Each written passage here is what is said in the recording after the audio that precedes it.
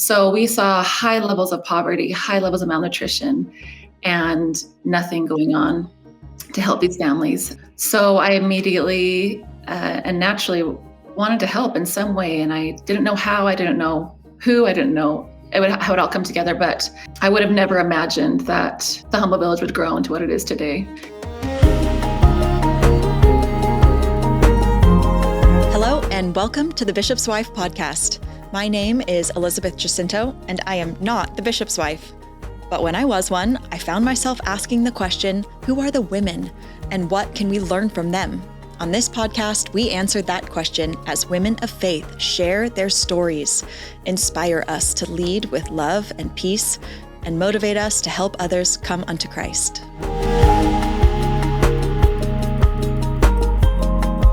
Empower a mother, transform a village, giving families in dire need the tools necessary to pull themselves out of extreme poverty. That is the mission statement of The Humble Village, a nonprofit organization that provides urgently needed nourishment, healthcare, training, and access and education to women and children in the highlands of Guatemala. Who is the mother that leads this organization, and what is her mission statement?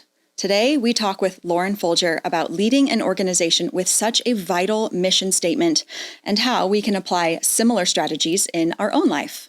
Lauren Foulger was born and raised in Salt Lake City. She has an undergraduate degree and master's degree in public health from Brigham Young University. She served a mission for the Church of Jesus Christ of Latter-day Saints in Venezuela, after which she married her husband, Mike Foulger, and together they have 4 children. But she did not settle down because she is constantly exploring, running, or hiking in locations around the world and especially in her home state of Utah. Prior to leading the Humble Village for 16 years, she has worked for the World Health Organization gathering data on malnutrition. Lauren, hi, it's good to talk to you today. So good to be here, Elizabeth. I do wish we were in person. I'm so grateful to have you still as a good friend, despite all of the years and your recent move back to Utah. It's so good to see you. So good to be here. And I'm so excited about this podcast and you sharing your light and love and your knowledge with a lot of people that need to hear it. So happy to be a part of it. Thank you. We are excited to hear from you. And I could say the same thing. Hearing from you and you sharing your light and knowledge is so valuable. You have such a unique experience. On the surface, you are a wife and a mother, and underneath the surface, there's so much that goes into fulfilling that responsibility so diligently. But also, sometimes we forget as you're just running around in your minivan to football practice, dropping a kid off, that you are the director of a nonprofit organization called The Humble Village.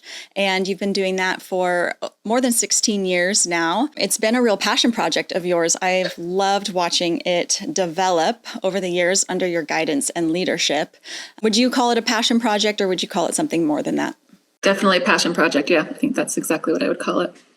You are constantly on the go, and it's because you are going about doing so much good in the world. So it's such a special treat to be able to sit down with you today. And you really are doing good in even a far corner of the world, in the highlands of Guatemala, a place where it seems like most people have forgotten about, especially as you've mentioned to me in past conversations. It feels like even the government of Guatemala has somewhat forgotten about these people, but you have not forgotten about them. How were you first exposed to this darling group of people in the highlands of Guatemala? Yeah, so it really is a unique place. It's up in the highlands of Guatemala, and it has the highest rates of malnutrition in children ages 0 to 5 in all of Central, South, and North America. I was working on my master's degree in public health, and I was emphasizing in maternal and child health. And as I was finishing that up, I had the incredible opportunity to do a project with the World Health Organization, which I was happy to go anywhere in the world. I told them I speak Spanish, and I said, send me anywhere, I'll do anything. They asked me to go to Guatemala, and there was an area in Guatemala called the Forgotten Valley, and it has the highest rates of malnutrition in all of Central, South, and North America. The problem was there was no data to back this up. So it is conveniently forgotten by the government. If there's no data, they can ignore it.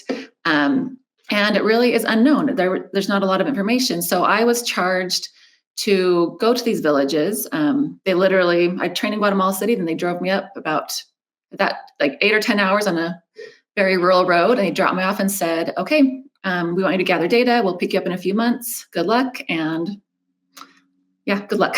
So I was dropped off in these villages literally by myself. And I was charged to work with the local healthcare workers and train them how to weigh and measure babies, and then how to collect that data, write it down, collect the data, and compile it. So I spent several months with these amazing healthcare workers in rural Guatemala. And where we work, there's about 210, 220 villages, and they're all scattered up in the mountains. Some of them are very rural. So we would spend our days going from health post to health post. So dotted in these villages, there's health posts. It's basically a cement room with a cement floor, an exam table. And so we would hike. A lot of times we would take a cattle car from one village, and then we would hike hours to another village, and we would set up shop. And we would I would sleep on the exam table at night, and then hike to the next village the next day with these healthcare workers. But every day, different mothers from different villages would come and bring their children, and they would line up. And I spent the days, we would weigh and measure those babies, and then we would document it. And what I saw was unforgettable. It was heartbreaking. It changed my life. And it still haunts me to this day. We found about 90% of these children were malnourished, and some of them severely malnourished. And the hardest part was handing these babies and these children back to their mothers, knowing there was no help, there were no resources, the government wasn't there, the healthcare workers were there, had very limited resources, and definitely nothing for nutrition. So we saw high levels of poverty, high levels of malnutrition, and nothing going on to help these families. So I immediately and naturally wanted to help in some way, and I didn't know how, I didn't know who, I didn't know how it all come together. And you would think that working for the World Health Organization, that in and of itself was going to be some sort of aid or help to these people, but really it was almost debilitating to just hand these babies back, to think that there was nothing you were able to do for them. Yeah, it really was heartbreaking. And also, because it's the Forgotten Valley, it really is forgotten. No one is there. The World Health Organization was trying to get data to have it to show the government and for them to help at some point. But if there's no data to back it up, there's really no international organizations that can come and help. So it was just really, it was like stepping back in time to the Middle Ages. I mean, we're in areas with no electricity, no running water, and babies literally dying of malnutrition. So it was a really difficult time.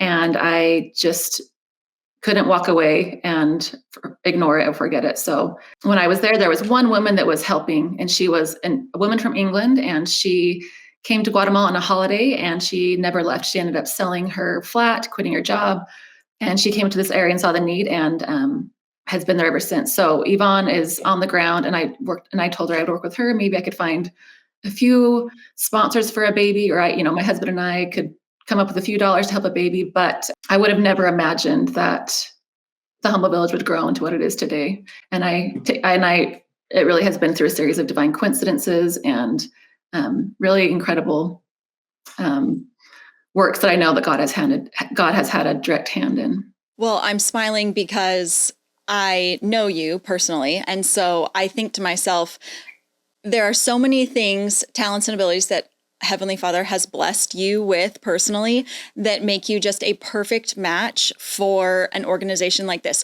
One case in point is that you love adventure. I mean, to ask anybody to just hike hours on a dirt road and sleep on a medical exam table, very, very few people would do that. And your desire for adventure just fits that perfectly. But not only that, your huge heart and your desire to want to help individuals and families, specifically these babies, is something that has been instilled in you. It is something that I know you don't do for accolades or praise, but just this deep desire to help improve the life of one individual if possible. Case in point, your desire to just offer to even sponsor one baby, but look at what an impact you've had on the lives of so many. How have you seen the Humble Village grow over the last few years? Talk to me a little bit about the success of some of the programs you have implemented.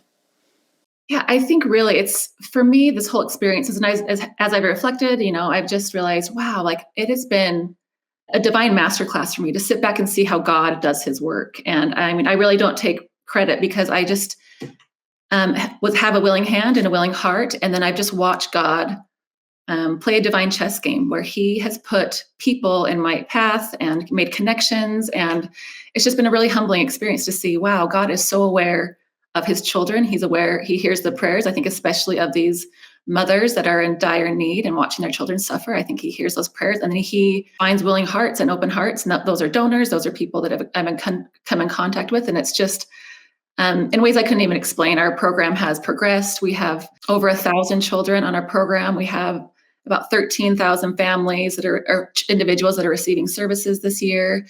And we have a medical center. We have 2 very extensive training centers. And it doesn't make sense other than God's hand has been in this work, and I've witnessed it, and he has put people in our paths and donors and volunteers. It's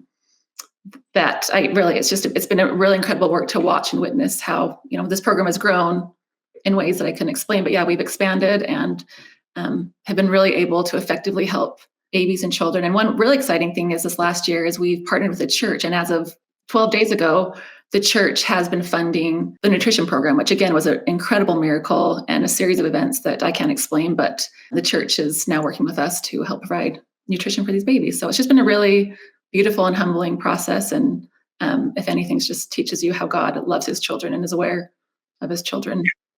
I am only a remote observer of all of the work that you're doing, but even just you explaining that, I feel so much gratitude for the people that have stepped up, including yourself, to move this work forward. Can you explain to me what exactly is the mission statement for the Humble Village? So the mission statement is to empower women, empower families that are living in extreme poverty, and empower them to help themselves become self-reliant, self-sufficient. And we try to stabilize them nutritionally, their children nutritionally, and then we give them the tools they need to pull themselves out of poverty and become self-sustainable in their homes. It is a common practice amongst businesses, organizations, nonprofits like yourself to develop a mission statement so that its target audience or its members can really have direction and guidance on how to move the work forward. If a mission statement is so effective and so needed in an organization, why do you think we as people or as individuals don't necessarily put into practice finding out what our personal mission statement is? In preparing for this podcast, I'm like, what is my mission statement? Like, how do I verbalize and write down? And it really has made me reflect. And I think we all internally know our mission statements, but to write them down and make them a center part of our lives is really the next step to accomplishing our mission statements. And I think life gets complicated. We kind of get in the, day-to-day activities and kind of just think, oh, that's what we're doing. We're just in the grind, right? But I think to step back and look on your life and see, okay, what is my mission statement? Or more importantly, what do I want my mission statement to be? And what am I striving for? So I think it's just, we all need to. And I think this is a really great reflection on, okay, what is our mission statement? And what is the importance of that? And I think we all need a mission statement, with an individual one and a family mission statement, and on different levels. But I think it's definitely a really important thing for us to help align ourselves with God and align ourselves with our divine purpose and move forward. So, well, you say, number one, to ask the question almost of God, what is our mission statement? But then also ask the question of ourselves, what do we want that mission statement to be? And I think Heavenly Father gives us the opportunity to kind of self-direct here. Obviously, He is going to align our personal purpose with talents and abilities that He's already given us, with our own interests, with our own desires. And it's a collaborative effort. If you've ever worked, as you have worked in an organization, to come up with a mission statement, it's not just one person writing down on a piece of paper on the first draft, and then there you have it, a personal mission statement. It is such a collaborative process. And so working together with your team, for example, in the Humble Village, to come up with the direction for the organization is so similar to collaborating with our Father in heaven, with the friends and family that love us the most. If you were to open up that process to them in some way, shape, or form, even collaborating as a husband and a wife and collaborating with your family, with your children. It is a beautiful process to be able to come together and ask the real question, what do we want for our personal purpose? Definitely. And I think along, as you're saying that, I think the most important first step of that is understanding our divinity. I think once we can understand that we are daughters of God, children of God, and understand that we have so much potential that most of us don't live up to, right? I think God has this beautiful plan for all of us, and he has, foreordained mission statements for us. But I think a lot of times the adversary or whatever it is, we downplay who we are and what we have and our capabilities. And I think God wants us to know that we are so capable, that we all have a different mission statement and we all are stewards of good. But I think the first part is really recognizing, okay, like I am capable and I have, with God behind me, I can do so many things I would never imagine I could have done. And I think that's like with the Humble Village, I would have never imagined that things would happen the way they happened. But I just think when you have God behind you and you are constantly trying to develop that discipleship with him and your connection with him, I think naturally you are able to understand your gifts and your talents and then put that into a mission statement and put that into action. So I think it's really important to understand our roles and who we are as daughters of God. I love that first step is really knowing our divinity, feeling confident and trusting our Heavenly Father, knowing that we are his daughters. That is something that is foundational from the beginning of our journey. And then the next step really is what? What would you say the next step is after first knowing that we are daughters of God? I think it's understanding our individual stewardship. We each have different stewardships. And I think, again, those are foreordained. I think we came and the purpose to be here on the earth is to love God and love our neighbor. Once we understand, our own divinity and our connection, then we have to understand, okay, what are my gifts that I can help others? And what am I a steward over, right? I think for me, naturally, it's my family, my children. I'm definitely, it's stewardship is carefully managing things entrusted to you. So obviously my children, my family, but then I think for me, it's been very obvious that my stewardship is in the small corner of the earth. And who knows why? I don't honestly know why. And I think, it might not be to the other side that I understand why I have that stewardship there. But I think all of us have different stewardships, whether that's, and most of them aren't in a remote area. Most of them are in our own homes. They're in our own communities. They're in our own wards or neighborhoods. And I don't think we have to look far to find our individual stewardship. But I think it's such an important part of our discipleship is to understand, okay, I'm here to help others and we're all here to help others. And who are those others? How can I influence? How can I use my, whatever my gifts and talents are to help those around me? And I think that really is how God answers prayers to other people. And I think how can we be those other people and just really honing on what is your stewardship over. And I think if you ask God, he will let you know. There's so many beautiful things about what you just said. And the most beautiful thing really is trusting in the divine, who is all-knowing. He will tell us what to do. Our stewardship doesn't often have to be, like you said, in far corners of the world. But when it is close or far, it really takes a willing desire. It takes our own effort to start. How do you start? Looking back on my experience, I think what you said, just have a willing heart and willing hands. When I started this work, I had no resume. I had no business running a nonprofit organization and being the director of that. I had, there wasn't anything that qualified me. There was anything that, separated me from the rest, but it really was just a willing heart. And I did feel a very undeniable pull to help these people, right? It wasn't like, oh, I'll go home and I'll just, raise a few bucks here and there, but it was just really line upon line, step by step, just kind of being like, all right, like, it's almost like walking an invisible plank, right? I'm like, all right, I'm gonna take one step forward. I don't know where we're going. But as I just kept kind of following that faith and taking steps at a time, it slowly has been unfolding. So I think it's easy to kind of like, oh, I'll do this. But I just think if we really want to align our hearts with God and then be intentional about how we align them, I think we all can start our process in, coming up with our own mission statement and helping others. You said in kind of a casual way that sometimes we can feel inspired. Oh, I'll just give a little here, do a little there. And I think that is very needed in the world. Then you also said something about feeling such a strong pull in this direction. And that was clearly something that was put on your heart. He might start small, but that pull feels like a magnet and it feels like it grows much larger.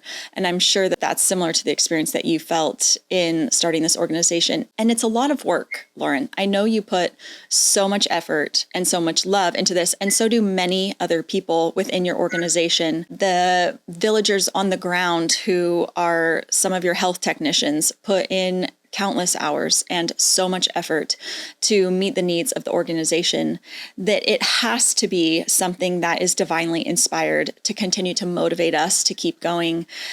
Yes, it is a lot of work, but it must not feel like a burden.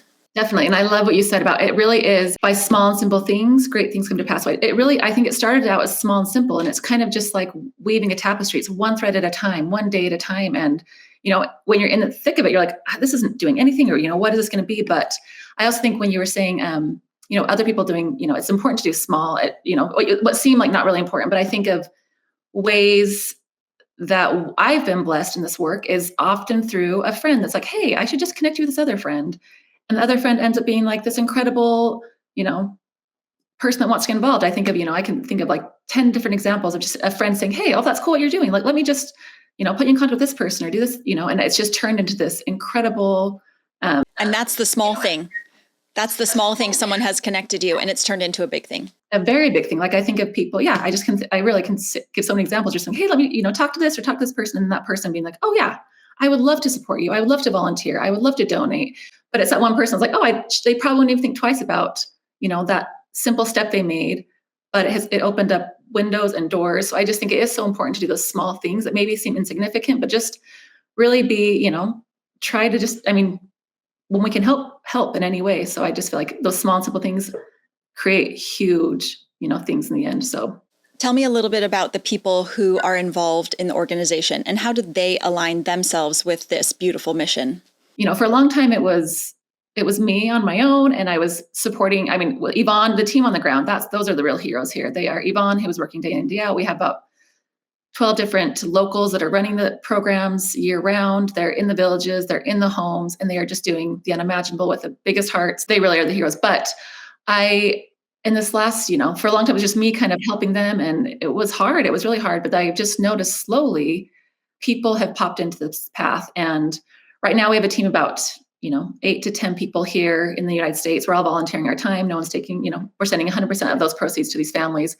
But talking to them individually, they were all inspired in their own quiet ways. And either it was, like a friend told them about me or about the Humble Village, and they got in contact. And we just now have this incredible team, but we all have our own stories of this divine guidance, and just something that, it was just people that have just, I really feel like they want to get involved, and they have just, it's just grown and grown. So I think that, again, that's another testament of how this work goes and how the Lord works and how we build our mission statements, is just being aware and, following small little inklings, and those can be big things. So it's incredible to hear everyone's stories. That really, for me, I'm like, they've fallen out of the sky. I don't know where they came from. It's just been, again, that divine chess game of people coming into my past where they felt inspired on their own.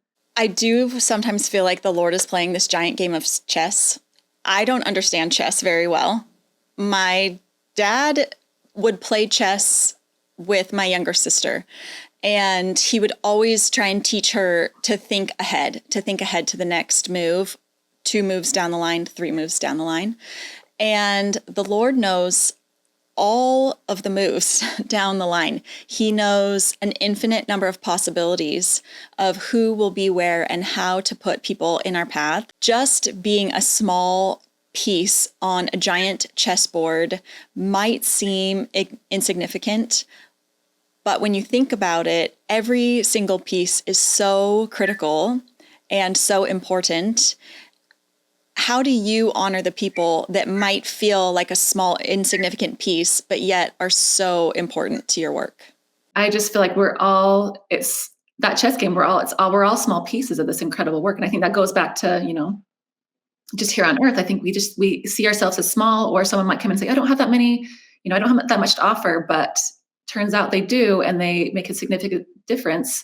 But again, I think it goes that back to our divinity. We all have so much potential, and we may think we are small, we may think we are insignificant. And I think that's the message. I think that's the message that Satan would love for us to, like, be quiet, stay small, don't make it, just who are you to do anything?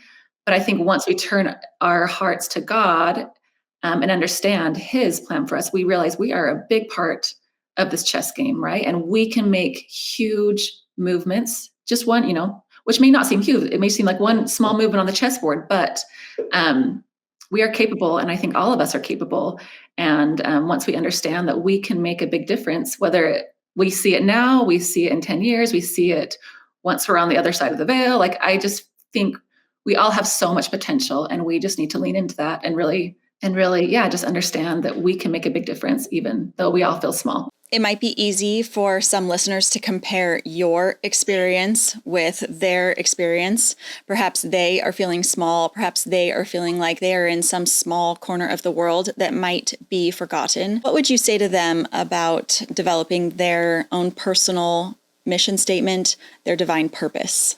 So yeah, I love that question. I right now am reading Sharon Eubank's new book that came out. It's called Doing Small Things with Great Love. And I think that's a quote from Mother Teresa. In this book, she just kind of talks about it is the small things, and we don't have to go far to find them. And I do think a lot of times think, oh, like my home, like that is, but I think that there's so many things we can do within the walls of our own home that are incredibly significant. I think about raising children and what an important work, a foundation we're laying in that. So I think in the walls of your own home, you can do so much. In your communities, there's so much need. I'm literally helping starving children, but I think there's so many people starving just in our backyards, not starving emotionally, starving spiritually, starving in loneliness. And I think if we just look, we will find needs all around us, and we don't have to go far. God calls us to be stewards within our own spheres, and those spheres are close. And I think if we open up those spheres, we can make an incredible impact wherever we are. You said earlier in the podcast that you, in preparation, asked some questions about really what is your personal mission statement. Obviously, you have felt very led to supporting the Humble Village and the women in Guatemala. Were there any other insights that you received in the last few days as you were preparing about your personal purpose? My personal mission statement, and I think it's always evolving too. Personal mission statements are always evolving and changing. I think as we grow, our mission statement grows. As we, come to know our qualities and talents that we have, and that's an ongoing process. That will affect our mission statement. And I think for me, the most important thing is being a mother to my children and showing them and leaving a legacy for them of service and action. I think that's my mission statement. I would love to leave a legacy for them of service and action. And that goes beyond just our home, but just, my personal mission statement is not only to make a difference in the world, in that small corner of Guatemala, but to make a difference in my home, in my community, in my sphere here. And I think that's some of the most important work that I am working on and hoping to do. Thank you so much. That really is so beautiful and a great example and inspiration to all of us. How do you realign yourself with your mission statement? Have you, whether that's within your organization or personally, do you feel sometimes at odds or that you have become disconnected with that actual mission statement? And then how do you get back on track? Definitely. I think that's something that's really important in an organization and on a personal level is it's really easy to stray. It's really easy to get caught in the weeds doing something, that doesn't really align with your mission statement. So I think it's really important to keep checking back in. And I love the idea of writing your mission statement down and, erasing it and rewriting it, whether that's in an organization or personally, but just always checking back on that and always making sure that you're in alignment with that. And also like finding the importance to, just to always check in and really understand your personal mission. Have there been examples in the Humble Village where you realized, I think we might be distracted here. Let's get back on track? Yeah, it's funny. We had an exercise where we actually wrote down our mission statement, and it was actually really incredible how hard it was to write down our mission statement. And we were like, okay, well, is this our mission statement doing this? And then we're like, no, that's actually not at all our mission statement. So what we thought our original mission statement was actually not at all what we were doing. So just in that one exercise, we were just constantly changing, reframing, rewording. And like you said, it's just really helpful to have other people involved in that. It wasn't just me writing in my mission statement, because I wrote down something and that brought it to the table, and it was something totally different when we came together as a group. So I think getting more people involved in writing a mission statement down or getting advice from those you love or those around you. But it was very interesting how far off I was in writing our mission statement. Then when we had to realign and all come together. I'm over here laughing because I had no idea that a few months ago, you and your team gathered together to write your own personal mission statement for this. And then in my mind, I had an idea of like, maybe I could ask this leader of this organization to talk about their mission statement. And it was like, nope. Ask Lauren Foulger. And here we are talking about the exact exercise that you just struggled through and some of your lessons learned. That's a beautiful experience that you just shared about aligning your mission statement. It is true. Sometimes we get a little bit distracted or off track. Somebody has one idea, somebody else has a different idea. But really, when we come together and when we collaborate with one another, it becomes apparent. And again, it's not just a light bulb moment where we immediately know what it is and can move forward, but you're constantly writing, erasing, rewriting, redirecting. Years go by. Maybe we need to realign. Maybe we need to add something. Maybe we need to take something away. And following that direction is so important. And thank goodness we have a Heavenly Father who is all knowing and who we can turn to for that knowledge and that understanding. Definitely. And I think and what that exercise made, again, it's a divine coincidence that we've been working on that and really trying to hone in our mission statement. And you asked me to come talk on this. But what that exercise really made me realize, like, oh, like I've been doing this for, over almost 2 decades. Like I know what our mission statement is, but when I tried to put it down, I didn't. So I think there's really there's so much power in writing our mission statements down and making it concrete, because it's up in here. I'm like, oh yeah, I know our mission statement. Like it's just, floating around. But I found it so difficult to put into words. But once we were able to put it into words and make it concrete, we're like, yes, that gives us direction. That gives us, it gives us a really tangible formula on where we want to go and how we want to get there. So I think that was our key. And the exercise was kind of this like really important baseline. And once we had that mission statement down, it kind of guided us in all the different tasks and goals that we had throughout the year. So again, that parallels to our personal life, right? We kind of like know who we are, what we want to do, what we think we are. But then once we put it down and have it as a concrete written down mission statement, it really will help us move forward and know what we need and set goals to work towards that and make it so it's much more real once it's written down. Well, I'm sure running on a trail in some mountaintop in Switzerland, you have given advice to a friend and or a family member that has helped them realign. I hope so. I wanted to ask you a question about balance and priority. You are doing so much in faraway corners and close to home. How do you balance it all? How do you prioritize? Because you know the way you feel about your own children, you know how that mother must feel about their child. How do you balance such an important work? Somehow there's always time. I look back because I've been doing this work since before I had kids, and I think, oh my goodness, like when I had, new children, when I was, a new mother, when I had little kids, when I had 4 little kids under the age of 6 running around, how did I do this? And again, I don't think I've mastered this in any way, but I do think when there's a will, there's a way. And again, I think we are way more capable than we think we are.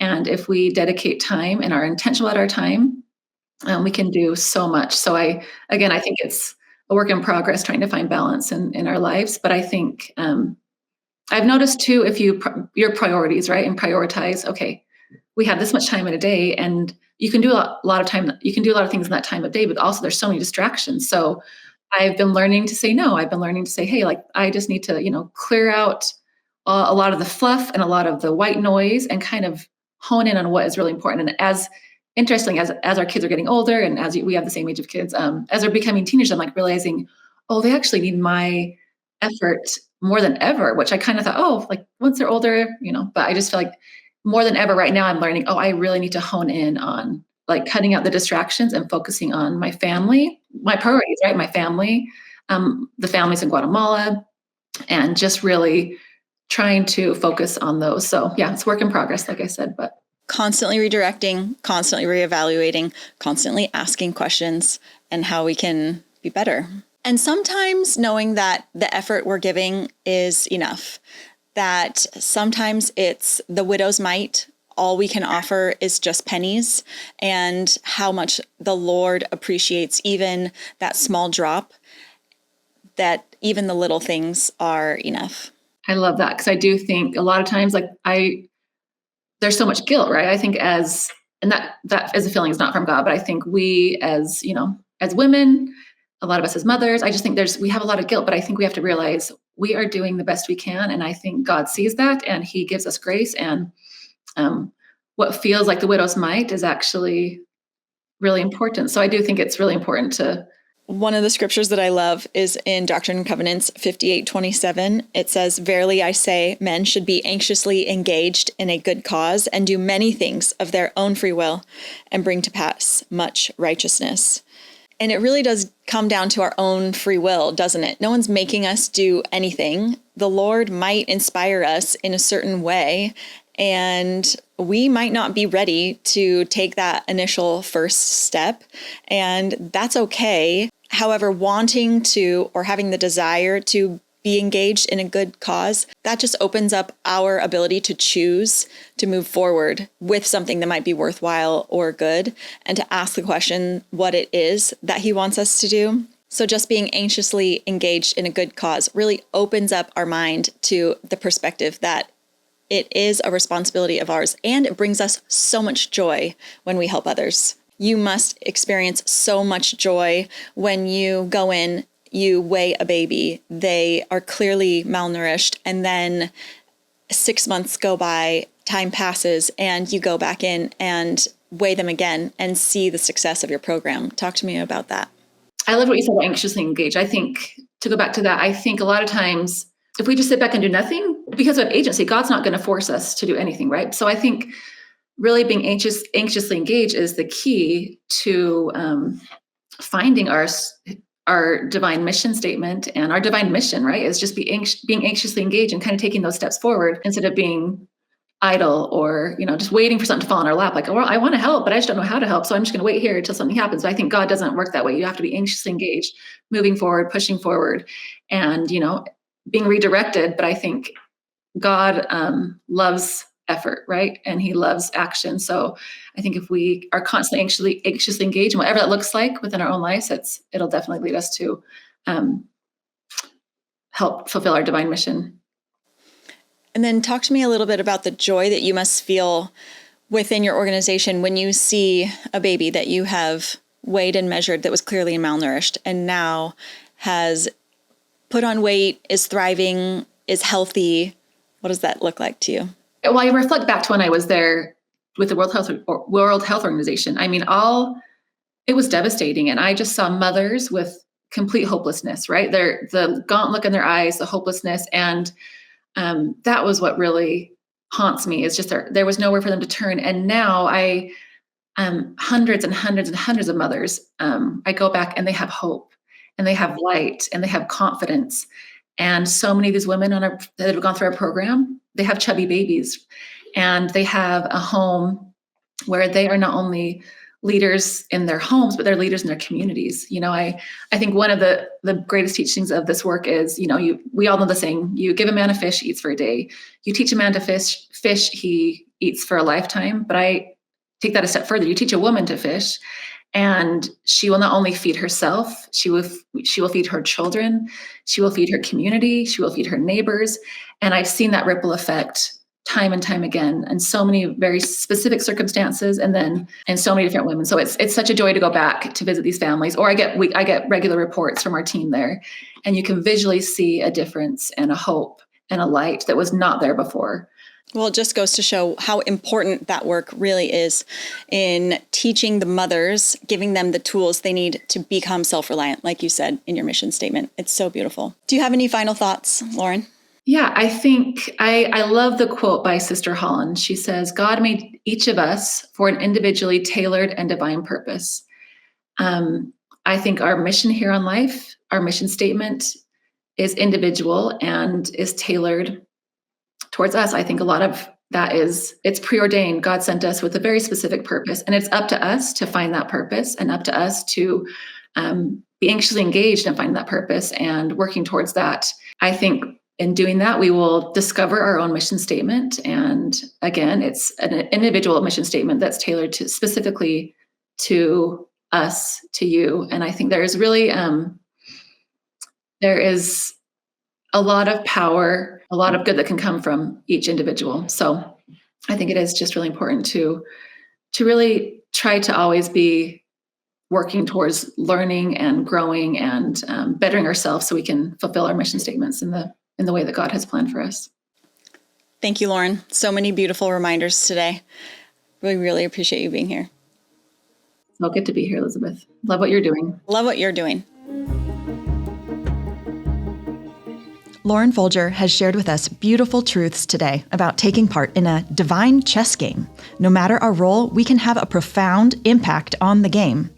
I originally asked Lauren to share the professional strategies her team at the Humble Village implemented to create their mission statement so that we can apply similar strategies personally. Well, she gave us so much more. In suggesting that we should first understand our divinity and second, understand our stewardship, Lauren taught us that we are daughters of God with a divine potential and encouraged us to live up to that potential. Then she taught us that God calls us to be stewards of our own spheres, to begin with baby steps right where we stand. Lauren's insight today prompted 4 questions that you can ask yourself when exploring your own personal mission statement. 1. What are your interests and passions? 2. Where do you feel a pull? 3. What small act can you do today to just start? 4. What people in your life can you ask to provide valuable insight? But first, I hope you will kneel down in prayer and ask the Lord to guide you. Thank you for spending time with me today on the Bishop's Wife podcast. You can find me on Instagram at thebishopswife.podcast or head on over to my Substack page titled The Bishop's Wife, where I would love to hear what inspired you today, because who knows, maybe you are called to the kingdom for the exact reason that touched your heart today.